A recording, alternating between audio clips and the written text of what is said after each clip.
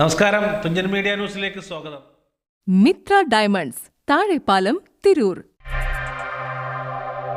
പെരിന്തൽമണ്ണയിൽ സ്കൂട്ടറിൽ പോകുകയായിരുന്ന ജ്വല്ലറി ഉടമയെ ആക്രമിച്ച് 3.5 കിലോ സ്വർണം കവർന്ന കേസിൽ 4 പേർ പിടിയിൽ.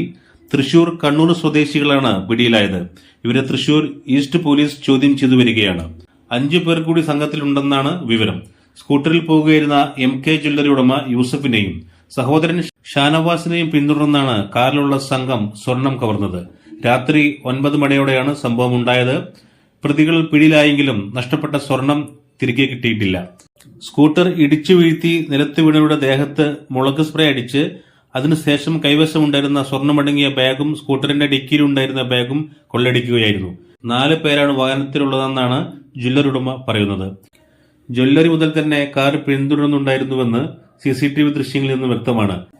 കൃത്യമായ ആസൂത്രണത്തോടെയാണ് സംഘം പ്രവർത്തിച്ചത്. വീട്ടിലെത്തുന്നതിന് ഏതാനും മിനിറ്റുകൾക്ക് മുമ്പാണ് അക്രമമുണ്ടായത്. News bureau, Thunchan media. Pavan ഗോൾഡിലേക്ക് വരൂ. നിങ്ങളുടെ കുരുന്നിന്റെ ആദ്യ കാതുകുത്ത് വേദനയില്ലാതെ തികച്ചും സൗജന്യമായി ഞങ്ങൾ ചെയ്തു തരും. പരിചയസമ്പന്നരായ ലേഡി സ്റ്റാഫുകളുടെ സേവനം. പൊന്നു മനസ്സോടെ ഏവർക്കും സ്വാഗതം. പവൻ ഗോൾഡ്, തിരൂർ.